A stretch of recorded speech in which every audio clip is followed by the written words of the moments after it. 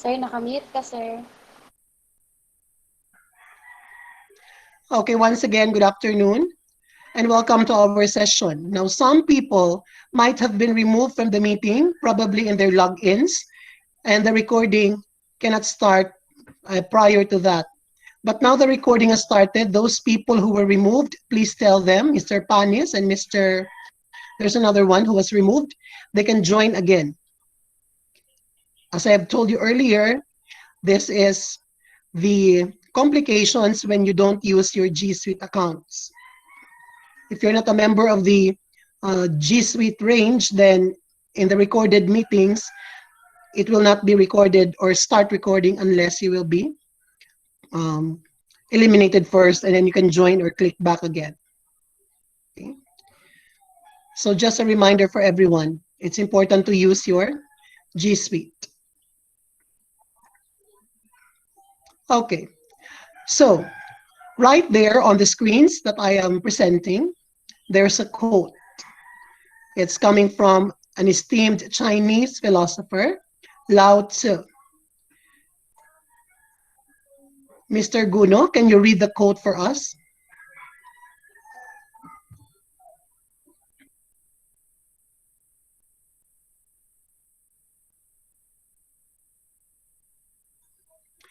Perhaps Mr. Guno's connection is not that good. Miss Mijares, Jasmine Mijares, could you read the quote for everyone?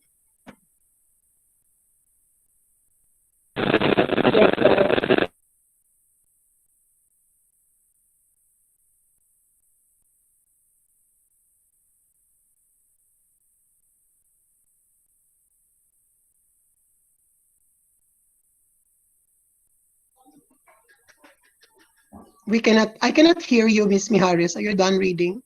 I'm sorry. I'll have to ask another one again.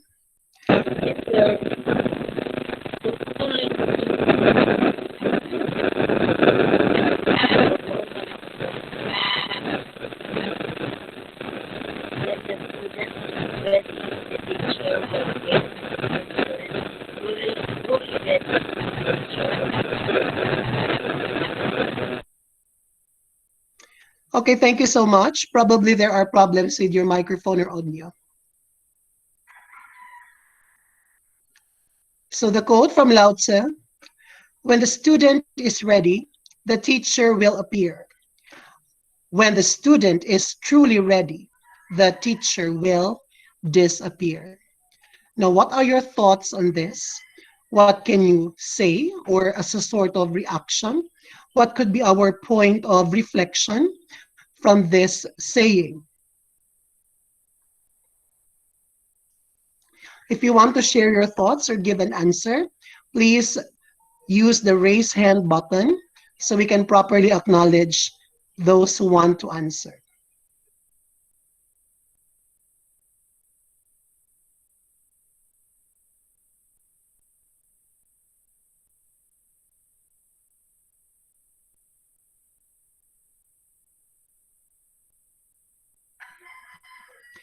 Yes, Mr. Felix Pongos, would you like to give your idea, please? Yes, sir. Yes, sir. When the student is ready to learn, the teacher will appear to guide. And when the student is really ready, the teacher will disappear to for uh, for the students for the student to prove himself that he truly learn and truly learn through his through the teacher. Take all. Okay, will that be all? Thank you. Can another person add or give his or her idea about that? Yes, Miss Alvarez, you're raising your hand, please. Um, Answer. When the student is ready, like ready to learn, the teacher will be there to facilitate, to guide them, and to teach them a lesson for them to be more equipped and knowledgeable enough. And when the students are truly ready to compete, not only locally but globally, um, they are already good to, like, they don't need teacher because the teacher did already the things that the student is needing for them to be ready. So as unnecessary, like the teachers are the one who will help the students to be equipped and to be professionals in the future. So thank you for that. You were saying that the teacher readies or makes the student prepared, be prepared for his or her future. Okay. Another one would like to share. Yes, Miss Losdok. Okay, sir. Okay. Teaching a student is like a bird teaching his own child on how to fly. If the baby bird is ready to learn on how to fly, his mother his mother will guide her until the day that he can fly in his own way. And then when he can fly, his mother is no longer in his side because it is his time to choose his own way. Just like in the school or in the classroom, the student will choose his or her own road to continue his or her journey with the knowledge and experiences that he should learn from from the teachers. Maybe the teacher will disappear physically, but not the knowledge, the experiences, and the characteristic that they teach to us. That's all, sir. Okay, thank you, Miss Anaprisa. So you liken that metaphor to birds flying, that the teacher is the mother bird, perhaps, and the students are the younglings or um, the birds who are yet to learn how to fly. And the teacher enables them to spread their wings and fly. And later on, they can be independently flying free of their chosen path. Okay, thank you. Can we have the last one or a last sharer? Yes, Miss Alapap, sorry.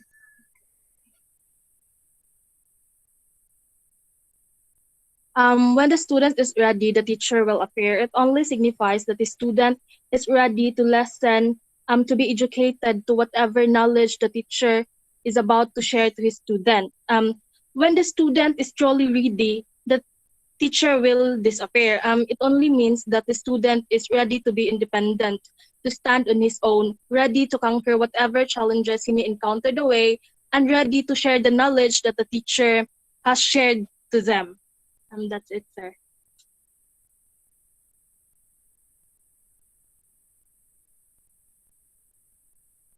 Katara, sir. Thank you.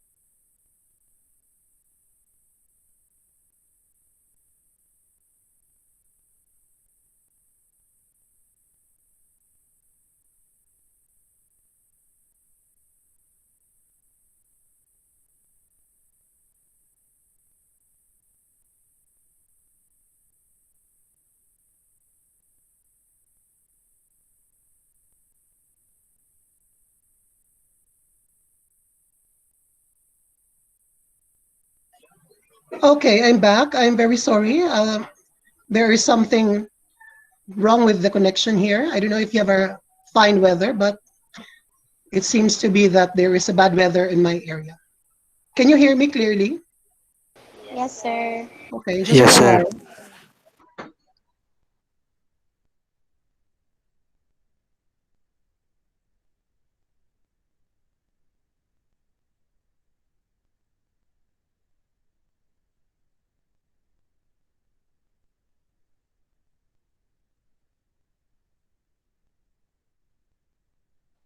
Okay, well, the background is raining. I don't know if it's raining there anymore, but it's raining. It's beginning to rain hard here in Medina. Anyway, continuing. Thank you so much for those who shared for the quote by Lao Tzu. Okay? When the student is ready, the teacher appears. But when the student is truly ready, the teacher will disappear. Now, how is this related or connected to beginning our course on the teacher and the school curriculum? How is this appropriately connected to or tied with the idea of our teaching and learning and understanding processes? Okay. So later on in our topics for this afternoon, we shall be able to uncover such. Now again, we are focusing on curriculum.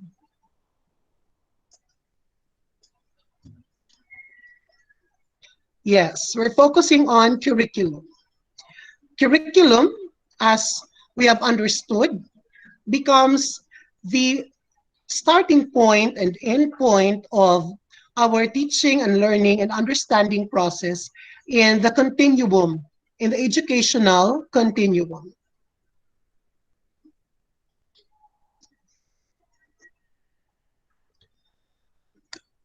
Am I still choppy or is my audio not audible enough? Can you still hear me? Yes, sir. Okay. Continuing.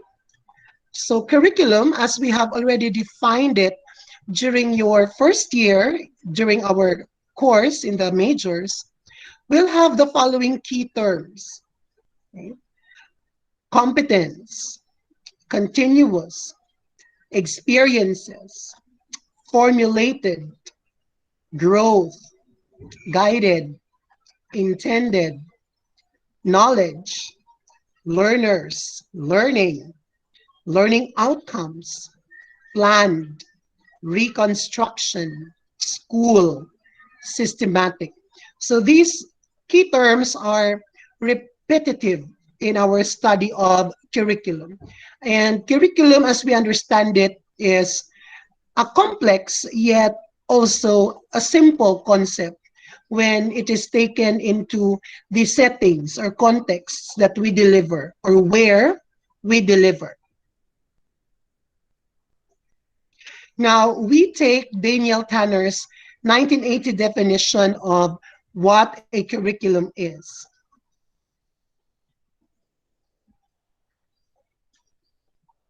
Can I ask Mr. Danuco to please read that definition by Tanner on your screen?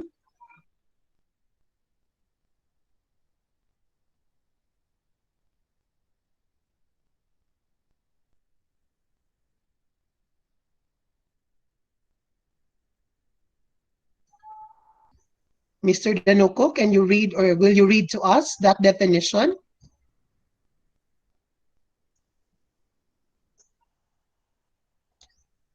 Okay, perhaps we shall ask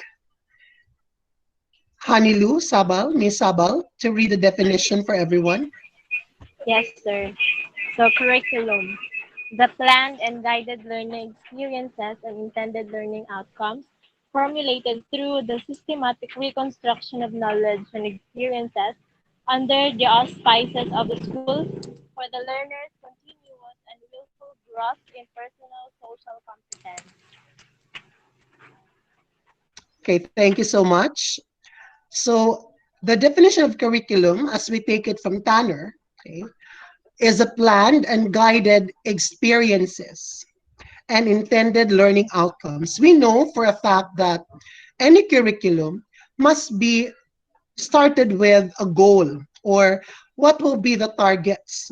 And the targets are translated into the outcomes and experiences.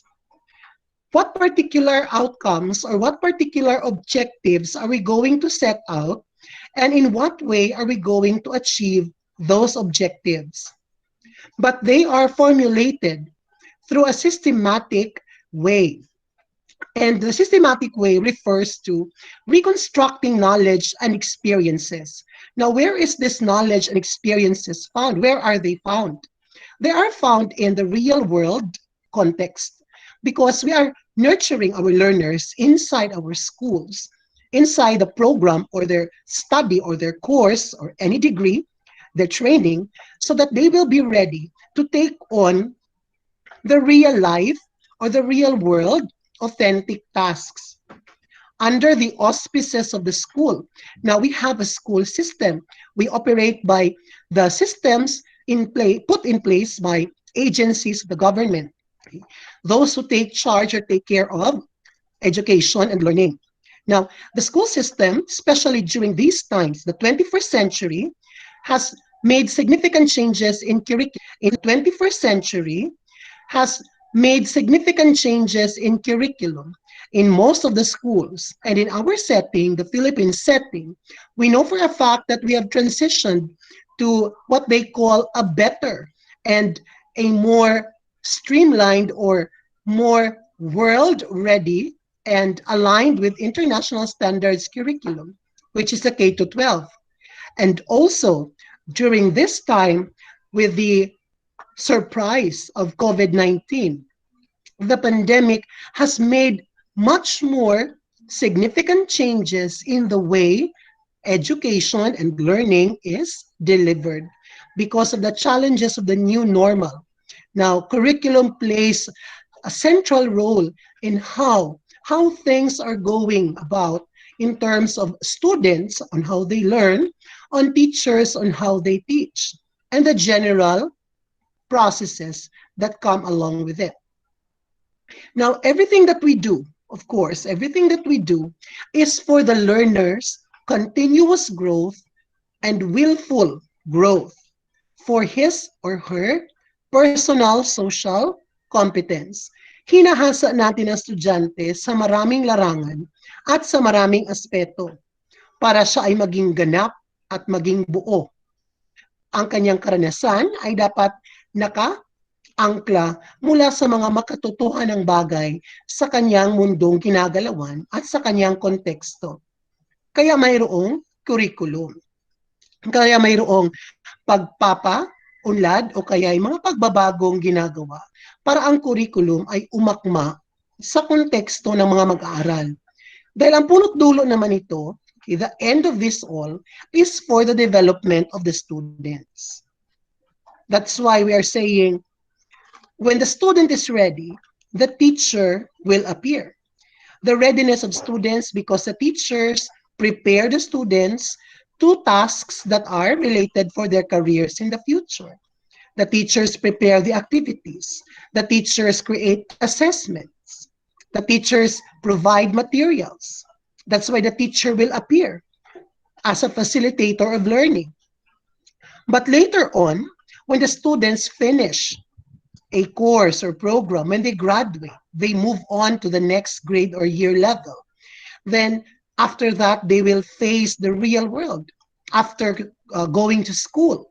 That's the time we say, when the student is truly ready, the teacher will disappear. It means that through the process that the student has undergone, he or she is now equipped with skills, competencies, knowledge, attitudes, and values that was facilitated by the system, the school system, with the teacher, and now the student is ready to face the world.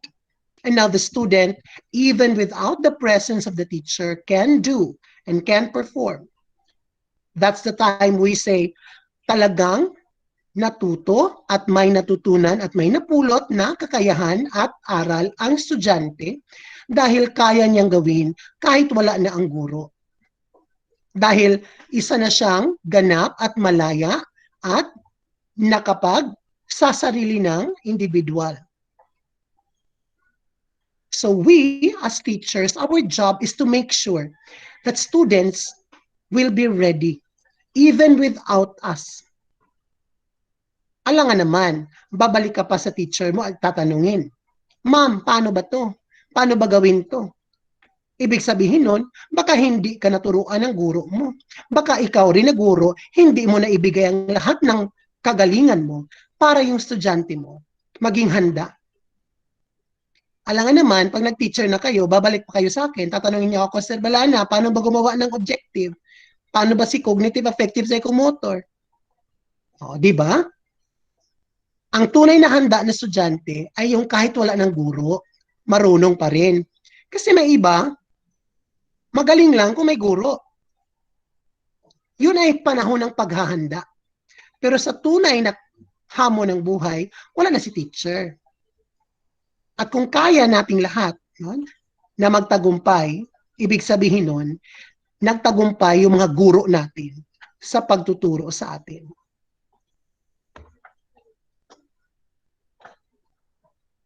Okay. So now we go to the different types of curriculum. May iba-iba palang uri ang curriculum. But we have to understand this in a way that it's a layer by layer or a certain aspect or facet of the general curriculum. It's not one curriculum versus another, and another. Okay. So according to Alan Gluthorne, okay, he identified 7 types of curriculum operating within the school. But this curriculum or curricula does not overlap with each other and does not contradict. They're actually the manifestations, the 7 personifications of a curriculum. Recommended, written, taught, supported, assessed, learned, and hidden curriculum. Now, when we say recommended curriculum, this is actually the mandated curriculum. When you say mandated curriculum, it is what the government and all the agencies related and concerned with education are implementing or following. It is because it is a government who controls, who gives authority or removes authority for the building of schools or offering of programs. So the recommended curriculum is the standard curriculum that is formulated by national agencies given by the government. Of course, for the basic education, we're talking about kinder to grade 12. It is taken charged by the Department of Education, DepEd. While the college or tertiary level is taken charged by the Commission on Higher Education, or CHED. And for technical skills, there is TESDA, the Technical Education Skills Development Authority. And of course, with the Department of Science and Technology. They are the ones working hand in hand to improve, to make better decisions regarding education and schooling. Scholars, professional organizations, national agencies are the ones who recommend and implement what curriculum will be given to learners. So we don't have to argue with that because they are already proven and tested. If not, they are given by the experts, those who really spend time researching and analyzing and trying out the best possible way for students to learn. Next is the written curriculum. Now, when you say written curriculum, of course, they refer to the documents. They refer to the written and official, okay, documents of a curriculum. That is our curriculum guide. The main source of the recommended curriculum is the written or the printed out or the online published CG o gabay sa pagtuturo. Aside from that, the syllabus and the lesson plan is also considered a written curriculum because syllabus and lesson plan contain also the essential or the significant elements found in the curriculum guide. The process on making The lesson plan or the syllabus or the teacher's guide or the course guide is anchored to the principle of writing the curriculum. So these are documents. I'm sure you're familiar with Curriculum Guide, CG. That is a sort of the Bible of the curriculum. That's a written one.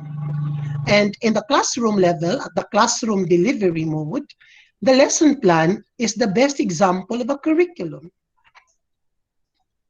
You already know, based on our activity when you were still in first year, we get the competencies from the CG. Then from the CG, we try to create objectives, connect the objectives to the competencies, develop learning activities, develop assessment, and that's the whole lesson plan. That is why we consider the lesson plan as a mini curriculum, as a reflection of the large curriculum. Third one is the taught curriculum. Okay, when you say it's the taught curriculum, it is the manifestation of the written curriculum. It is putting the written into action, turning the plans into an action. Your lesson plan will remain a lesson plan, but if you're going to demonstrate it, if you're going to implement it in the classroom, then it becomes a taught curriculum. When you implement what you have planned, the activities that you have lined up, you use the materials that you have gathered. In short, you actualize. Ginawa mong makatotohanan at pinakatotohanan, pinangatawanan mo ang iyong mga pininlano mula sa iyong banghay aralin tungo sa isang ganap na klase. So that is the taught curriculum. Now, it's very important because not everything that is in the plan or that is written is always followed in toto or in step-by-step verbal pattern. Because sometimes what was planned, what was written, it was still a plan. In the actual or final or in the demonstration, some things might be changing or some things might be changed. Example, you have adjusted the number of groupings, or you have used another material, or at an instant you have used another assessment method or assessment material or tool, and that cannot be uh, not avoided. It is always anticipated that there's a difference between the written and the actual. Then we also have supported curriculum. Now, support curriculum refers to everything that will help achieve the plan. Therefore, they refer to materials, resources, facilities, laboratories, equipments, all the things that are used to help or aid the delivery of the plan or the curriculum.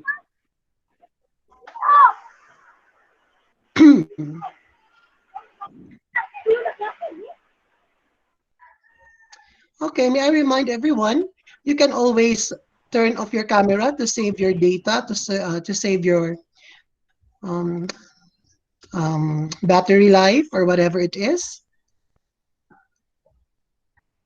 Then we have assessed curriculum. Okay. The assessed curriculum refers to the tested and evaluated curriculum. What are the ways wherein we are going to check whether our curriculum or the implementation of the curriculum was satisfactorily done? How do we know? How do we measure if these particular subjects that are given or activities that are given have achieved the goals or the targets? Of course, we do the different measurement and assessment tools and instruments. We have pen and paper tests.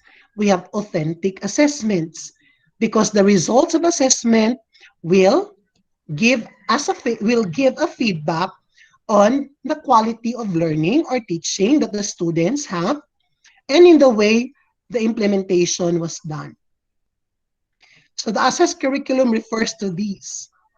those tools that are used, okay, to measure, to assess, and of course, later to evaluate whether the curriculum has served its purpose and achieved its goals or targets.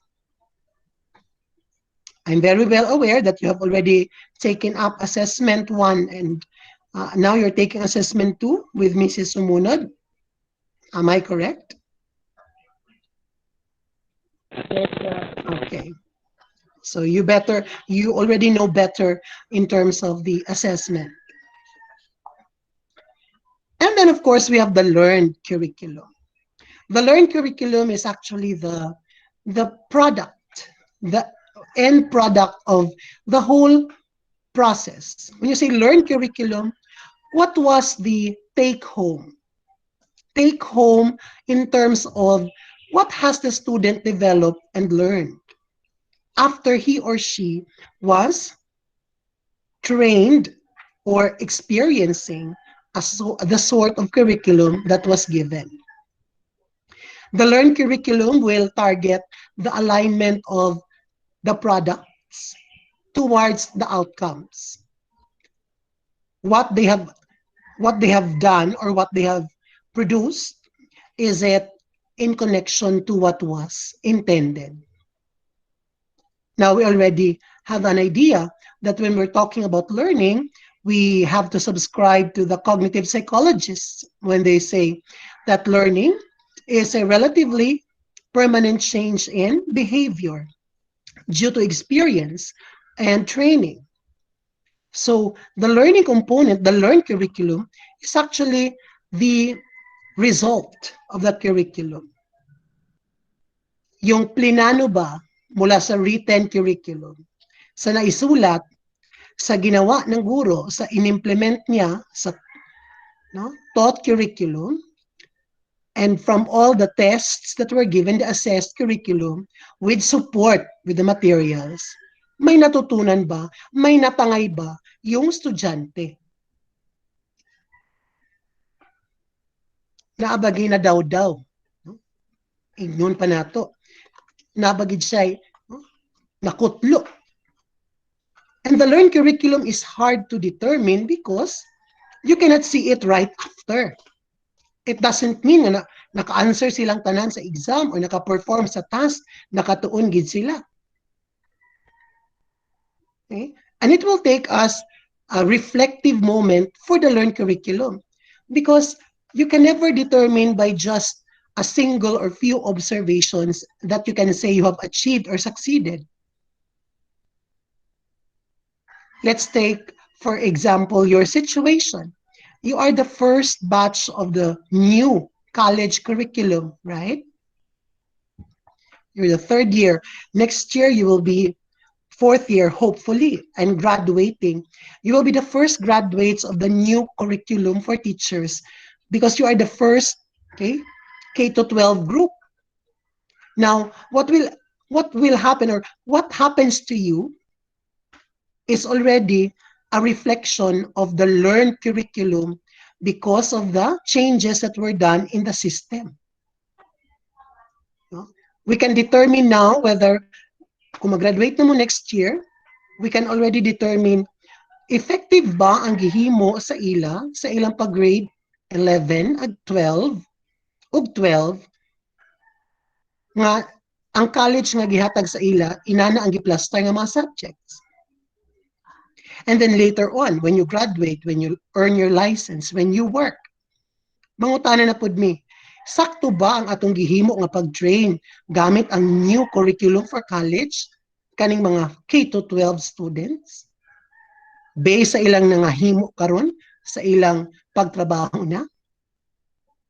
Because we're trying to check outcomes, the achievement of outcomes. And it cannot be done nga mag-midterm ta, pagkaugma na exam result, may ganun nakatuon ang estudyante.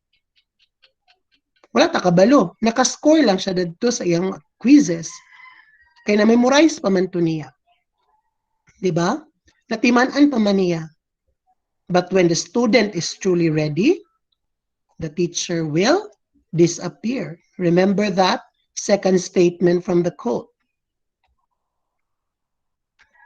And then lastly, okay, the hidden curriculum. Uy, hidden curriculum. May pa sikretong malupit pala si curriculum. Now, it's called hidden curriculum because it is not something that can be obvious.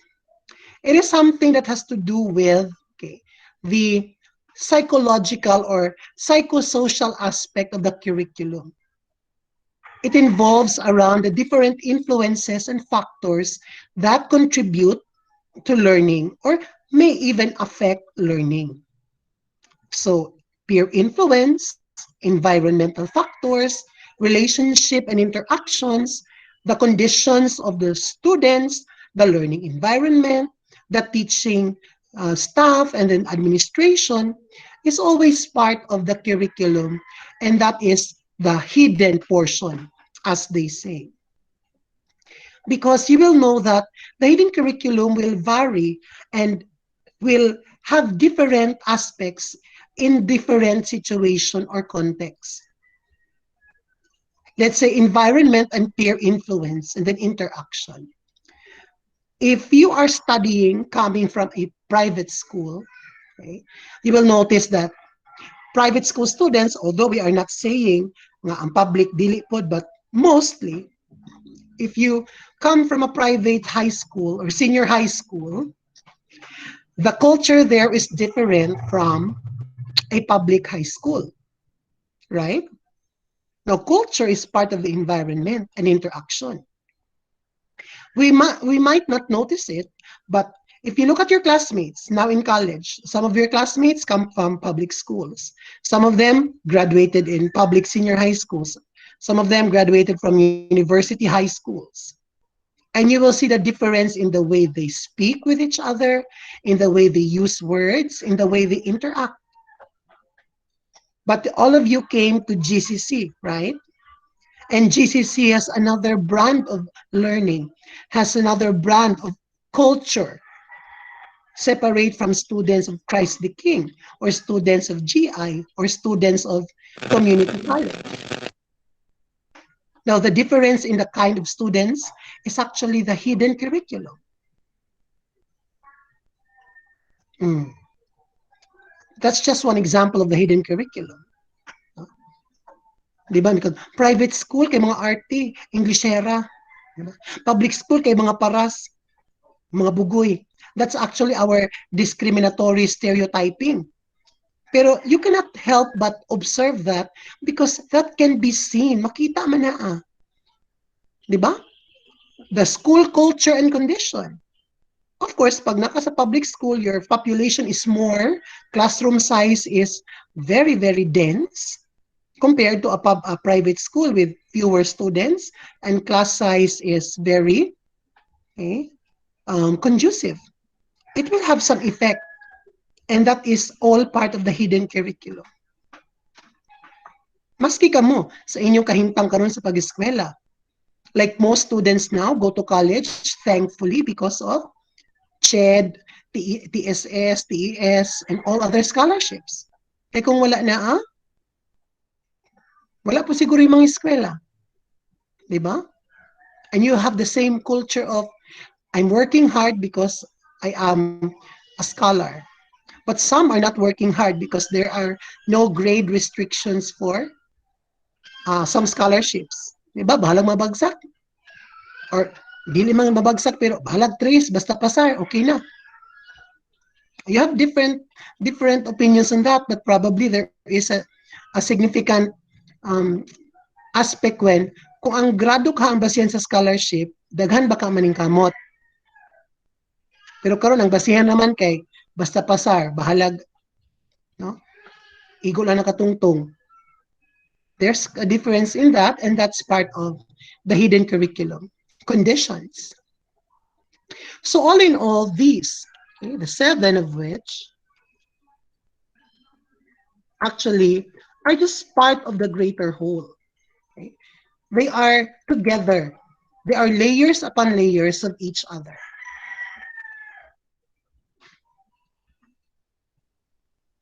So we can see them and analyze them in the setting of a school. Even up to now, even if it's just a distance learning type or modular type, these curricula appear. Now, any questions so far up to this point or any clarification?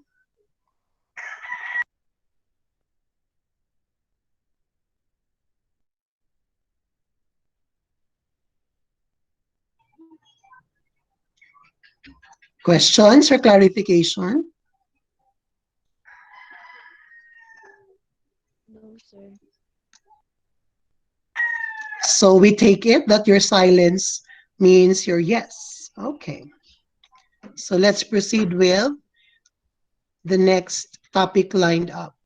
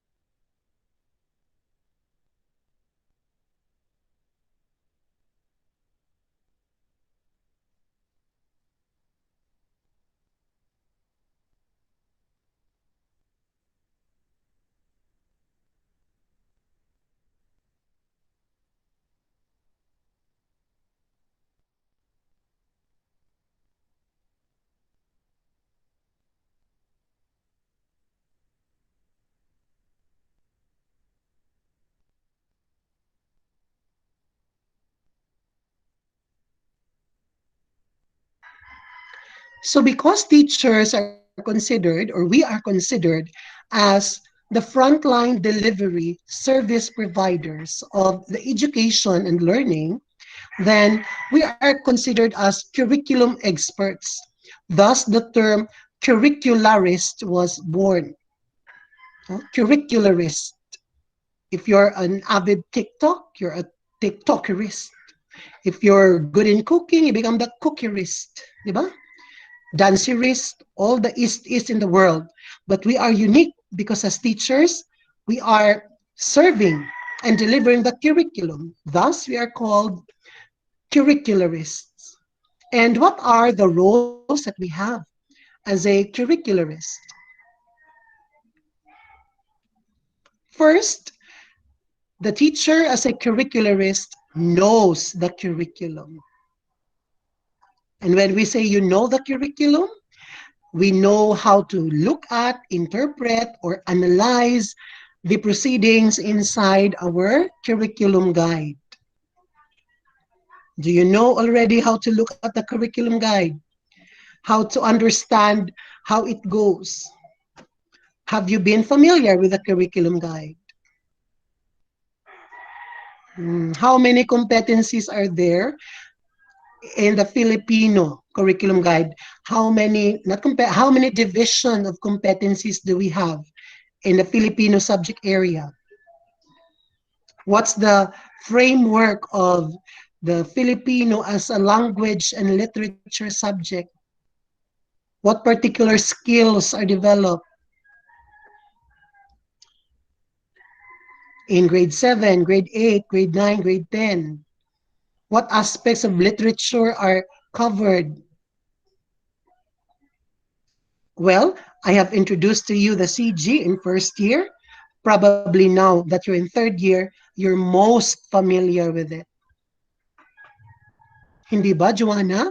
Magaling ka ng tumingin. Isang sulyap lang sa curriculum guide, Joanna gumanit. Alam mo na kung anong competency yan?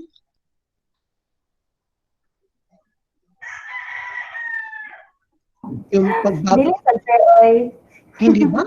Pagtingin mo, PK 124 ABC. Ay, alam ko na to. Oh, grabe. Dili, sir. Pero sinasabi dito, as teachers and curricularists, we have to know the curriculum. Maging familiar lang. Of course, hindi mo naman ma-memorize lahat ng code sa CG. Mababaliw ka niyan. Pero, At least you know how to understand. Okay, this is first quarter, week 1, week 2. You know already this has more budget in time and this has less time component. And you know how to identify which competencies you can merge together or which competencies you need to separate or which competencies don't need anymore to be repeated. That's how you are as the first role as a knower of the curriculum. Of course, you are a writer of the curriculum. We are writers. Ha, sir?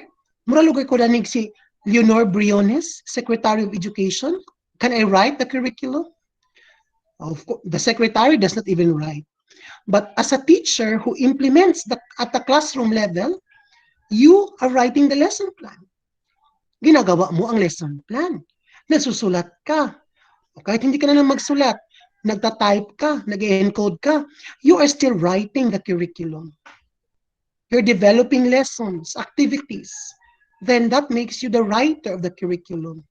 Although, kung gusto mo talagang maging involved sa curriculum, magpa-promote ka hanggang makarating ka sa DepEd National Office at bilang curriculum expert. But at our level in the classroom, we are the writers. We are also planners. We plan. A curricularist plans the curriculum. Sir, paano ako naging planner? Eh hindi ba yung curriculum mula sa CG, nakaplano na yan, naka-arrange na yan? Well, the CG is the general template. Hindi naman sinasabing wala ka nang pwedeng baguhin pa o i-revise pa. Maari mo pa kasing palaguin yung CG. Maari mo pa siyang dagdagan, hindi lang bawasan. Maari kang magdagdag ng karagdagang gawain. That's why you plan the curriculum. You set activities, the deadlines, what activities can be merged. Pwede bang mag-combine ang Filipino at Aral-pa na subject sa kanilang gawain? Pwede ba sa Filipino at MAPE o Filipino at ESP? O Filipino at saka science kung meron? Yung pagpaplano, hindi lang naman dahil nakasulat na si CG o curriculum guide. Pero kung paano pinapasikot-sikot ng teacher para mas lalong matuto si estudyante. Ang paghahanap mo ng mga materials, when you search out for materials, when you download or even create your own worksheets, you are a planner at the same time. Thus, as a planner, you also become the initiator. You initiate the curriculum. Eh sino ba naman ang gagawa ng facilitating learning? Sino ba naman ang magsasabuhay ng lesson plan niya? Eh di yung teacher at the classroom instructional level. Alangan naman ang estudyante. Kaya nga siya pumunta ng eskwelahan, kaya nga siya nag-enroll, kaya nga siya nag-aaral, dahil gagabayan pa lang siya. When the student is ready, the teacher will appear. Kaya initiator tayo. Tayo ang nagpapasimula. The teacher innovates. Innovator ang teacher ng curriculum. Remember, contextualization. We need to fit or tailor a curriculum to the needs of our students, our learners. You have to know what are their individual differences so you can cater to their needs. That's why you have to know their multiple intelligences, their learning styles, so that you will be able to give activities, formulate activities, and align your activities to what and who they are.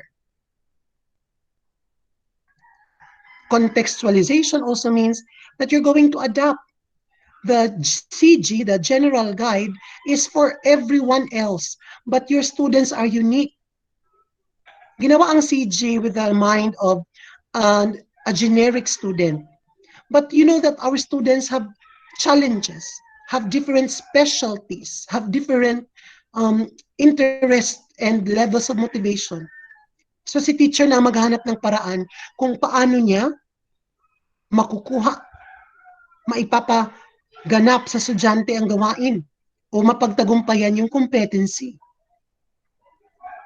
That's why innovator, contextualization, hindi naman lahat ng sinabi sa CG ay applicable sa lahat ng estudyante. Pero paano mo siya gagawing applicable? Halimbawa, magtuturo ka sa mga estudyanteng may ibang kultura. Tapos pinabasa mo ng isang akdang pampanitika na kaiba sa ibang kultura o iba sa kultura nila. Paano mo mabibigyan ng kaugnayan o link yung kulturang ipinakita doon sa uh, panitikan na gagamitin? Dahil wala ito sa kultura ang kanilang kinagisnan. Pero dahil nandun sa CG, hindi ba maghahanap ka ng paraan? Kagaya ng ganito class, sa atin, ang ganito ang ating paniniwala, doon naman sa kabilang bayan, doon sa kabilang pangkat etniko, kaya nga innovator kasi marami tayong alam na paraan. At syempre, the teacher as a curricularist is an implementer of the curriculum. Ikaw yung nagpapasimuno ng curriculum, ma'am, sir. Ikaw ang binigyan ng DepEd ng susi para sa curriculum. Kasi ikaw yung nandyan sa classroom. Kaya nga ba, kahit anong ganda ng curriculum, sabihin mo natin, ang mga gumawa ng curriculum, ang CG, ang nagplano, mga pinakamagaling na educators ng bansa. Graduate ng UP, pumunta ng Harvard, kahit saang lupalop, expert ng expert.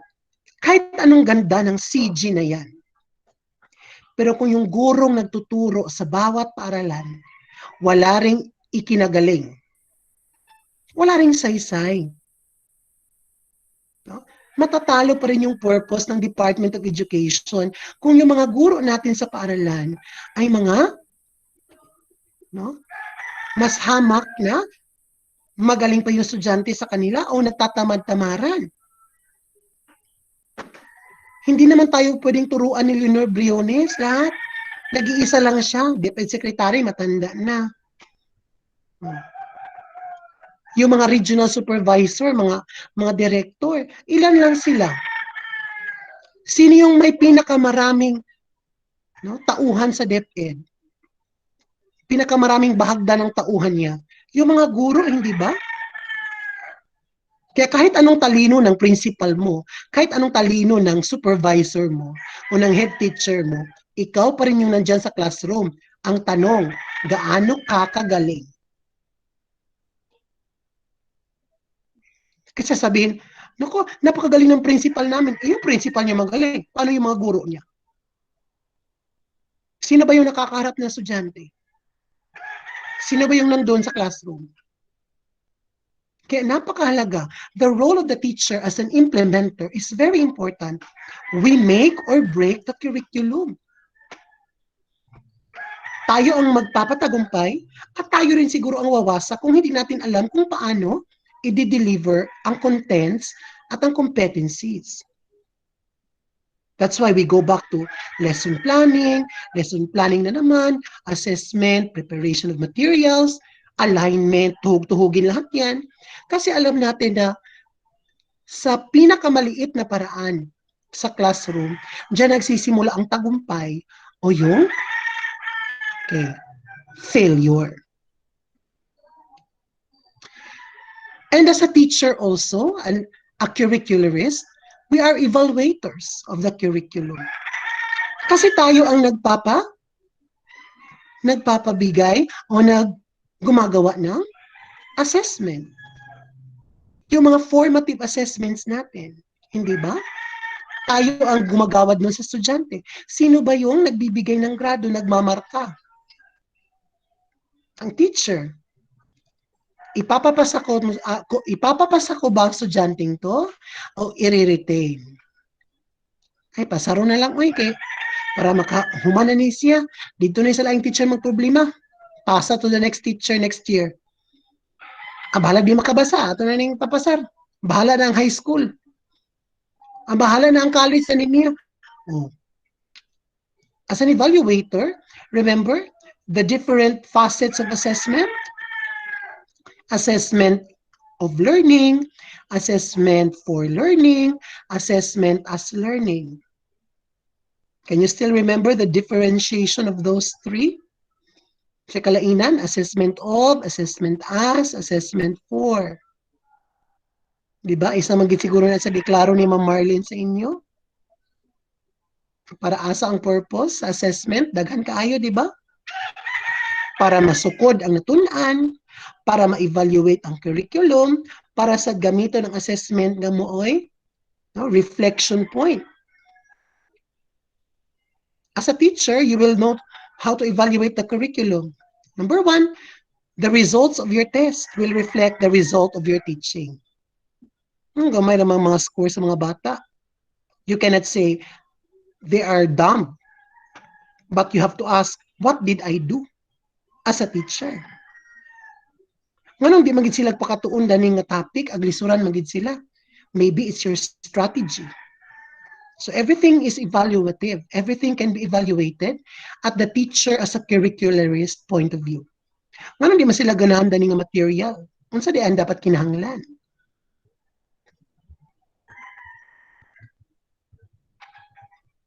So, those are your roles: evaluator, implementer, innovator, initiator, planner, writer, and knower. Now, because you know the curriculum, you already know the definition by Tanner. Okay. Some definitions will also include Pratt's definition, which are basically the same. According to Pratt, can you read this for us, Joanna? Binibining gumani.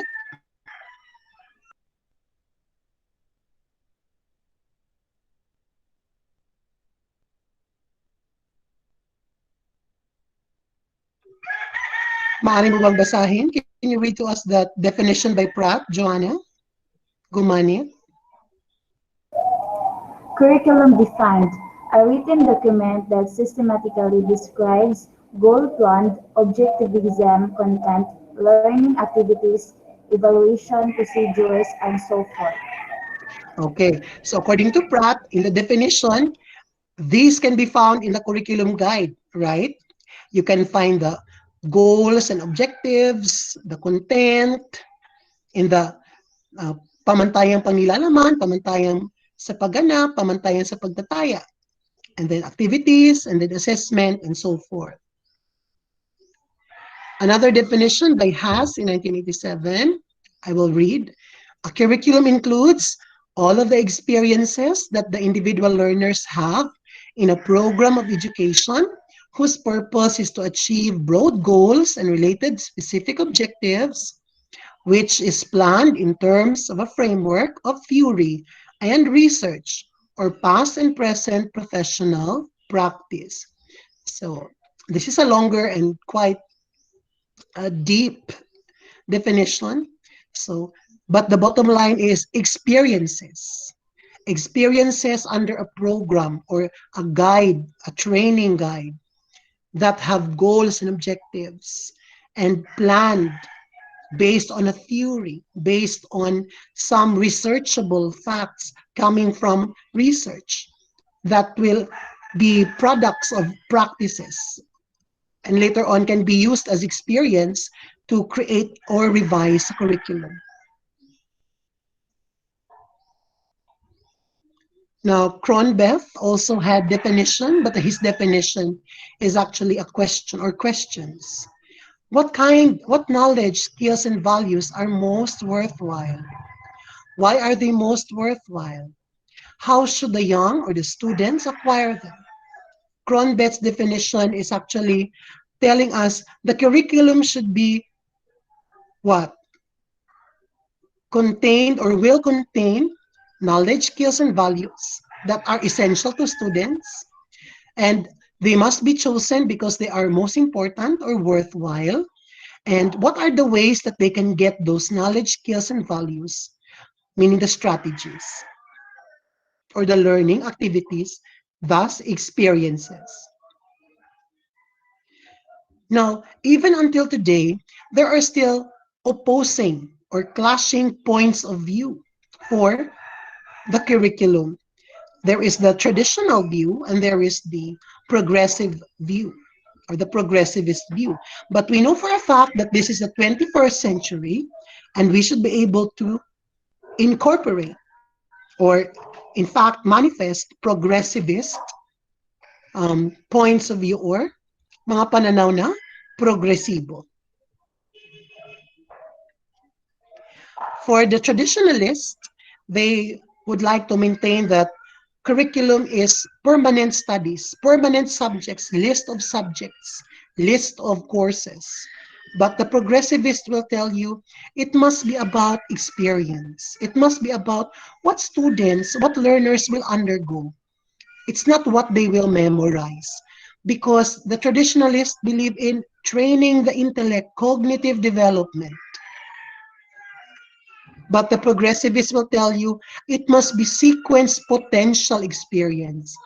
Experience is not only in the mind and the brain level, it must be with feelings, with emotional learning. While both traditionalists and progressivists believe in a discipline based. Of course, the discipline based will refer to the categories of learning, the categorization of subjects or related concepts.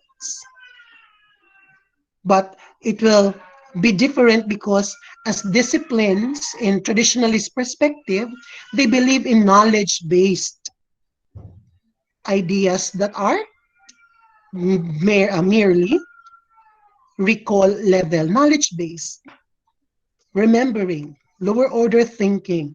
But the progressivists would like to have holistic development, which means total learning, which means the individual must be developed in all aspects, not just the brain or not just the intellect.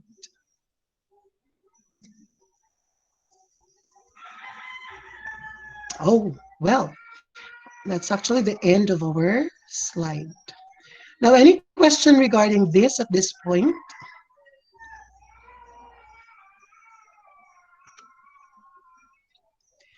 Questions or clarifications?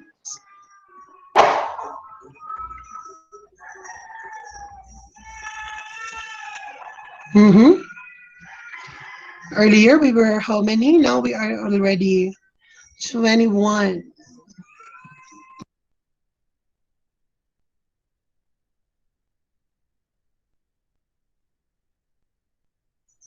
So that will be our topic for our first session.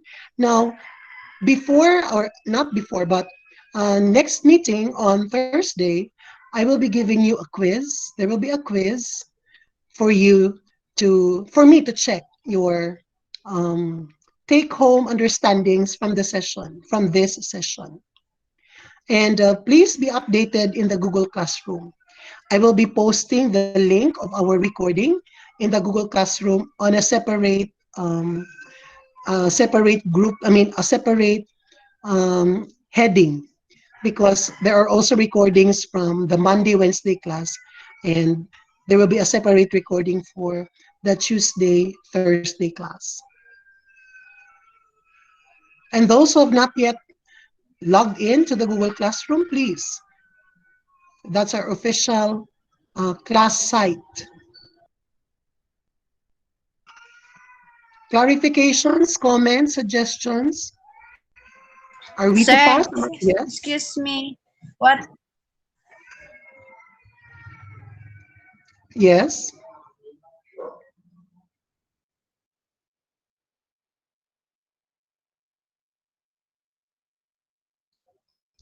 Would you like to say something, Mrs. Torres? Ano yun, Nova? Sir, tinampakan o malanuhog, sir. Nakijoin raman mi unsa mo button. Well, I think I told you earlier. Dili mi ka follow sa Google Classroom, sir. Dili mi ka open. Thank Why? you. You cannot open your Google Classroom? I think I have given the link in the group chat the last time. The joining link. You can always copy the joining link in the Google Classroom because it's at the top of the header, right? If you cannot be in the Google Classroom, how can I record your scores? That's why I'm telling everyone, activate your Google account so you can activate all the features of the Google Suite for Learning. Remember, we have to learn in the new normal way. And this is the new normal way. And you will be teachers of a new normal learning environment. So this is also part of Check, discovery check. learning and Hi. training for you.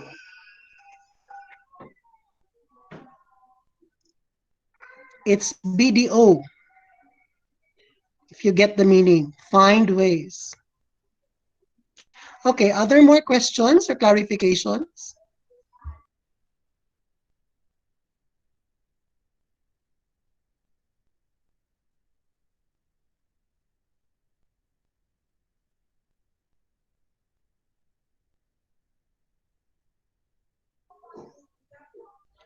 So if there are no more questions and clarifications, we shall call it a day